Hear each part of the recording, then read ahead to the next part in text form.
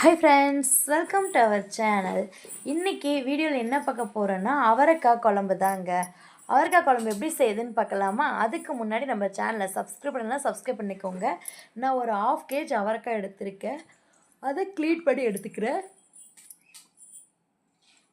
உள்ளதாக பூச்சிருக்கான்னு பார்த்து க்ளீன் பண்ணி எடுத்துக்கோங்க.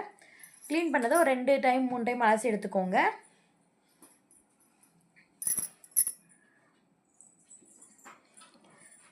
வெங்காயம், தக்காளி, பூண்டு, கறிவேப்பிலை, தேங்காய் இதெல்லாம் நம்ம வறுத்து எடுத்துக்கலாம், வதக்கி எடுத்துக்கலாம். அது ஃபஸ்ட்டு கடாயில் எண்ணெய் சேர்த்துட்டு கடுகு போட்டு பொரிஞ்சதும் அப்புறம் வெங்காயம் சேர்த்துட்டு அந்த பூண்டு இருக்குல்ல, பூண்டு சேர்த்துக்கலாம். சேர்த்து நல்லா வதக்கிடலாம். உப்பு சேர்த்து லேசாக உப்பு சேர்த்து வதக்கிக்கோங்க, அப்போ தான் சீக்கிரம் வதங்கும். அதுக்காக தான் இது மாதிரி வதக்கி அரைக்கிறப்போ டேஸ்ட்டாக இருக்கும். அதுக்காக தான் மசாலாவோட பச்சை வாசம்லாம் எதுவும் தெரியாது. நல்லா வதக்கிக்கலாம். பாருங்கள், இப்போ நல்லா வதங்கி வந்துடுச்சு. இப்போ நம்ம தக்காளி சேர்த்துடலாம். தக்காளி அப்படியே கறிவேப்பிலை சேர்த்து நல்லா வதக்கிடலாம். இது ஓரளவு வதங்கினா போதும், ரொம்ப வதங்கணும்னு தேவையில்லை. ஏன்னா திரும்ப நம்ம இதை அரைச்சி தாளிக்க போகிறோம்ல, அதனால் ஓரளவு வதங்கினா போதும், ஃபுல்லெல்லாம் வதங்க தேவையில்லை. கண்டிப்பாக ட்ரை பண்ணி பாருங்கள், எல்லாருக்குமே இது ரொம்ப பிடிக்கும். பாருங்கள், இப்போ ஓரளவு வதங்கி வந்துருச்சு. இன்னும் கொஞ்சம் வதக்கலாம். இப்போ தேங்காய் சேர்த்துக்கலாம். கொஞ்சமான தேங்காய் சேர்க்கணும், நீங்கள் எக்ஸ்ட்ரா வேணால் கூட சேர்த்துக்கோங்க.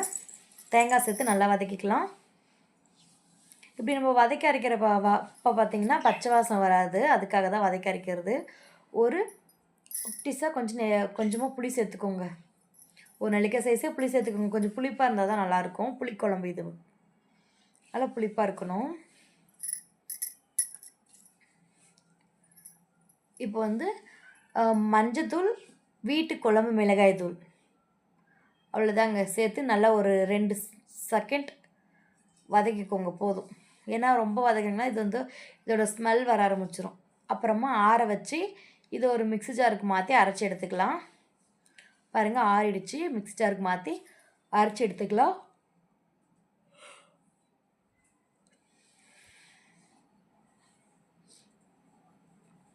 பாருங்கள், அரைச்சி எடுத்துகிட்டு வந்தாச்சு. இப்போ நம்ம அவரைக்காவை நல்லா கழுவி எடுத்துக்கலாம். ஃபஸ்ட்டு இது ஒரு கடாயில் லேசாக வதக்கி எடுத்துக்கலாம். அதுக்கு ஃபஸ்ட்டு கடாயில் வச்சு எண்ணெய் சேர்த்துட்டு எண்ணெய் சூடானதும் கடுகு கலப்பு சேர்த்துட்டு அது பொரிஞ்சு வரட்டும். பொரிஞ்சதும் நம்ம அவரைக்காய் சேர்த்துடலாம். இது ஃபஸ்ட்டு தண்ணியாக இருக்கிறதுனால கொஞ்சம் தெறிக்கும். நீங்கள் கொஞ்சம் ஆற வச்சு கூட சேர்த்துக்கோங்க. தண்ணி இல்லாமல் வடிச்சிட்டு சேர்த்து நல்லா ஓரளவு வதக்கிக்கோங்க. வதக்கும் போது கொஞ்சம் உப்பு போட்டிங்கன்னா சீக்கிரம் காய் வதங்கும். அதுக்காக தான் உப்பு சேர்க்குறது. நல்லா வதங்கி வரட்டும்.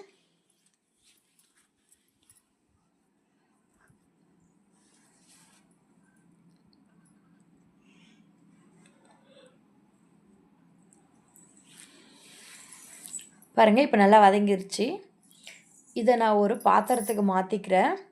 அந்த பாத்திரத்தில் இதை சேர்த்துட்டு இதோட அரைச்சி வச்ச மசாலா சேர்த்து நல்லா வதக்கி அது நல்லா மிக்ஸ் ஆனதும் மிக்ஸி ஜார் கழுவி அந்த தண்ணி சேர்த்துக்கலாம். சேர்த்துட்டு நல்லா மிக்ஸ் பண்ணிவிட்டு அப்புறம் கொஞ்சம் நார்மல் தண்ணி சேர்த்துக்கோங்க. காய் வேகிறதுக்காக கொஞ்சமாக தண்ணி சேர்த்து வேக வச்சு எடுத்துக்கலாம். ஒரு 5 மினிட்ஸ் கழித்து பார்க்குறோம், நல்லா வெந்துருச்சு. நான் கொஞ்சம் தண்ணி குழம்பாக வேணும், அதனால் கொஞ்சம் தண்ணி வச்சுருக்கேன். நீங்கள் வேணும்னா இன்னும் கொஞ்சம் நேரம் அடுப்புலேயே வச்சு தண்ணி கம்மியாகிற வரையும் வச்சுக்கோங்க. பாய் ஃப்ரெண்ட்ஸ், சூப்பராக ரெடி. ட்ரை பண்ணி பார்த்துட்டு கமெண்ட் பண்ணி